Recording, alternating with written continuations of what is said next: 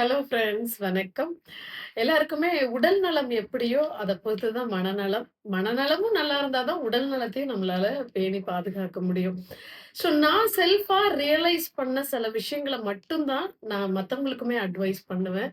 So கொஞ்ச காலங்களா ஆனா நம்ம எல்லாருமே நெனச்சிட்டு இருக்கிறது, இந்த ரொம்ப நம்ம தமிழ்நாட்டுல அதிகமா இருக்கக்கூடிய ஒரு பிரச்சனை அப்டின்னா சர்க்கரை நோய்.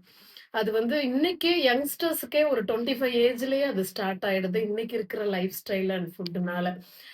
ஆரம்ப காலகட்டத்துல எனக்கு நான் ஒரு டாக்டர பார்க்கும்பொழுது, ஜஸ்ட் வந்து டாக்டரும் சில பேர் என்ன ரொம்ப உட்கார்ந்து பேஷண்ட் கிட்ட பேசுறது கிடையாது. அதே போல சர்க்கரை நோய் ஆரம்ப கட்டத்துல வரும்பொழுதுமே, எல்லாருமே ஒரு பொதுவா நெனச்சுக்கிறது என்னன்னா, மாத்திரை போட்டா எனக்கு சுகர் குறைஞ்சிரும். நான் என்ன வேணாலும் சாப்பிட்டுக்கலாம். மாத்திரை போட்டேன். நான் இன்னைக்கு 5 இட்லி சாப்பிட்டேன், மாத்திரை போட்டுட்டேன். அதுக்கு தகுந்த பிரியாணி சாப்பிட்டுருக்கேன், அதுக்கும் மாத்திரை போட்டுக்கிறேன். ஸோ குறைஞ்சிடும். அப்படின்ற ஒரு மனப்பாங்கு எல்லாருக்குள்ளயும் இருக்கு. அத நீங்க எந்த டாக்டர் கிட்ட நீங்க நீரிழிவு நோய்க்காக ட்ரீட்மெண்ட் எடுத்துக்கிறீங்களோ, அந்த டாக்டர்ஸும் டயட் எல்லாம் அந்த அளவுக்கு எக்ஸ்ப்ளைன் பண்ற டாக்டர்ஸ் எல்லாரும் பண்றது கிடையாது. பட் அதுதான் நம்ம பண்ற ஒரு பெரிய மிஸ்டேக்கு.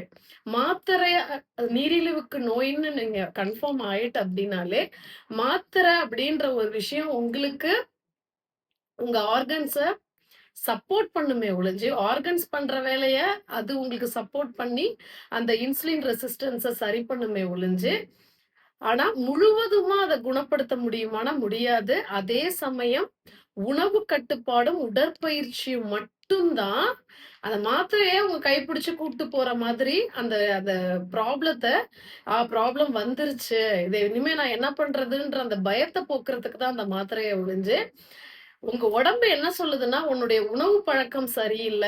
உன்னுடைய உடற்பயிற்சி நீ இல்லாம இருக்கன்றது தான் ஒரு மேஜர் காஸ் உங்களுடைய இந்த சர்க்கரை நோய் எந்த ஏஜ்ல வந்தாலுமே.